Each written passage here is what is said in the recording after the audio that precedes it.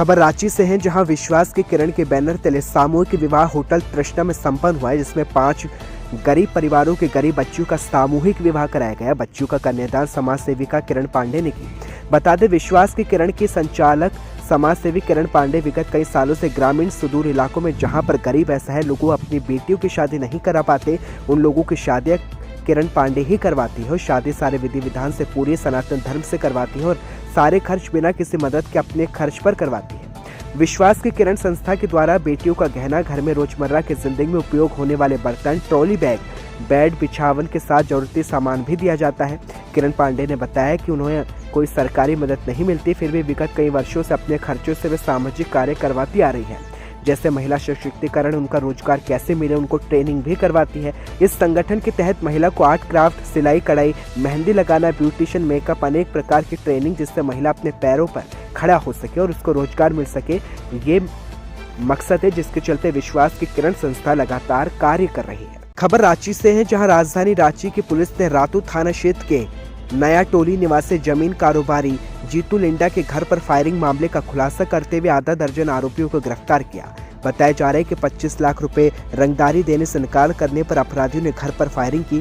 गिरफ्तार अपराधियों में मधुकम के दीपक चौधरी, ठाकुरगांव के रोहित तिर्की के अलावा रातू थाना क्षेत्र के फैजान खान, सौरभ कुमार गुप्ता, नीरज मिर्धा और विजय गोप शामिल है। इस घटना में शामिल पंकज गोप समेत अन्य आरोपी भी फरार बताए जा रहे हैं। पुलिस ने घटनास्थल से गोली का खोखे के अलावा स्कॉर्पियो भी बरामद की है। फिलहाल पूछताछ में अपराधियों ने पुलिस के समक्ष अपना अपराध भी स्वीकार किया है। पुलिस ने बताया कि बीते 18 जनवरी की देर शाम स्कॉर्पियो और स्कूटी में सवार कुछ अपराधी सिमलिया के नया टोली स्थित जीतू लिंडा के घर पहुंचे, जिसके बाद अपराधियों ने उसके घर पर अंधाधुंध फायरिंग कर दी और घटना की जानकारी मिलने के बाद रातू थाना पुलिस की टीम मौके पर पहुंची और अपराधियों का पीछा कर दलादली के पास स्कॉर्पियो में सवार अपराधियों को दबोच लिया। आरोपियों के पास से चाकू भी बरामद किया गया है। फिलहाल आरोपियों ने पुलिस के समक्ष अपने साथियों के नामों का खुलासा किया है। वहीं ग्रामीण एसपी ने बताया कि जीतू लिंडा ने एक रेत से बड़ा प्लॉट खरीदा था, जिसकी उसने रजिस्ट्री भी कराई थी। उस प्लॉट की बिक्री कर रहे थे। स्थानीय अपराधियों और पीएलएफआई के उग्रवादियों के कहने पर पंकज ने उससे 25 लाख रुपए की रंगदारी मांगी थी और धमकी दी थी कि अगर पैसा नहीं दिया तो प्लॉट पर काम करने नहीं देंगे। इसके बाद ही जीतू प्लॉट का निर्माण कार्य करवा रहे थे। ये जिस ढंग से इन लोगों ने एक्ट किया था, वो एक्ट आम लोगों का नहीं है। वो कहीं न कहीं किसी न किसी प्रतिबंधित पार्टी से समर्थित लोग, पीएलएफआई का इसमें नाम आया है, क्योंकि इनके विजय गोप का भाई पंकज गोप वो पीएलएफआई से के काफ़ी करीबी है। तो हमको लगता है कि ये पकड़े जाने से, रैकेट के पकड़ाने से उस एरिया में जो लोग भी ज़मीन के कारोबारी है या जो व्यवसाय करते हैं, उनको राहत का सांस जरूर मिलेगा, ऐसा हमको महसूस होगा। हम लोग देख रहे हैं आसपास के थाने, चूँकि एडजॉइनिंग हम लोग का थाना नगरी है, नगरी के बाद फिर हम कुटी का एरिया पड़ता है, फिर उधर लोहरदगा का है। तो आसपास के थानों से हम लोग कांटेक्ट करके यदि उधर केस लंबित होगा या अगर पंजीकृत हुआ होगा तो हम लोग जरूर ले आएंगे।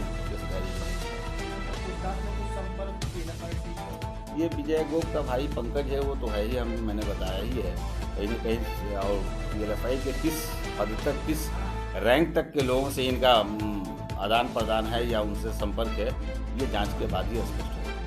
खबर उन्नाव से, जहां उन्नाव में अपराध और अपराधियों के विरुद्ध चलाए जा रहे अभियान के क्रम में थाना गंगाघाट पुलिस के द्वारा 2 शातिर चोरों को मुखबिर की सूचना पर करीब 46 ग्राम सोने में 550 ग्राम चांदी के जेवरात, 1 कान के झुमके सोने की और 1 कान का झाला सोने का, 2 कान की बाली के साथ ही गले की मोटी चेन के साथ गले में पतली चेन सोने की 1 जोड़ी, पाजेब चांदी और 1 जोड़ी पायल चांदी के बरामद कर उसको गिरफ्तार किया गया। ये पूरी कार्रवाई बता दें मुखबिर की सूचना पर की गई, जहां पुलिस को बड़ी सफलता मिली है। खबर उत्तर प्रदेश के मुरादाबाद से है, जहां उत्तर प्रदेश के चुनावी सरगर्मियां तेज होते ही मुरादाबाद के पूर्व विधायक भारतीय जनता पार्टी रितेश गुप्ता के द्वारा कटघर क्षेत्र में डोर टू डोर घूमकर मतदाताओं से संपर्क किया गया। कटघर क्षेत्र वार्ड अध्यक्ष कुलदीप नारायण के क्षेत्र में घर घर जाकर वोट मांगे गए, तो वहीं सोशल डिस्टेंसिंग के साथ ही कोरोना गाइडलाइन का ध्यान रखते हुए डोर टू डोर कैंपेन किया गया। जी विधायक जी, आज जो है किस किस क्षेत्र में भ्रमण किया गया? आज कटघर के हमारे पार्षद कुलदीप नारायण सिंह जी के वार्ड में भ्रमण कार्यक्रम रखा गया है। डोर टू डोर हम लोग वोट मांगने का काम कर रहे हैं और बहुत उत्साह लोगों में वोटर में देखने को मिल रहा है और मेरे को पूर्ण विश्वास है कि प्रचंड बहुमत के साथ मुरादाबाद की सीट हमारी जीतेगी और भाजपा की सरकार बनेगी। क्या संदेश देना चाहते हैं देश की जनता को? मैं यही कहना चाहता हूँ कि भारतीय जनता पार्टी ने हमेशा विकास के मुद्दे पे चुनाव लड़ा है। अब भी हम विकास जो 2017 के बाद सरकार आने के बाद विकास कार्य किए गए हैं वही हम जनता के बीच में लेके जा रहे हैं और बहुत समर्थन हम लोगों को मिल रहा है। थाना गोवर्धन पुलिस के द्वारा ग्राम दौलतपुर में एक अवैध शस्त्र बनाने की फैक्ट्री का भांडाफोड़ किया गया, जहां भारी मात्रा में अवैध शस्त्र बनाने के उपकरण भी बरामद किए गए। इसके साथ ही एक अभियुक्त को भी गिरफ्तार किया गया, जिसकी जानकारी वरिष्ठ पुलिस अधीक्षक मथुरा के द्वारा दी गई।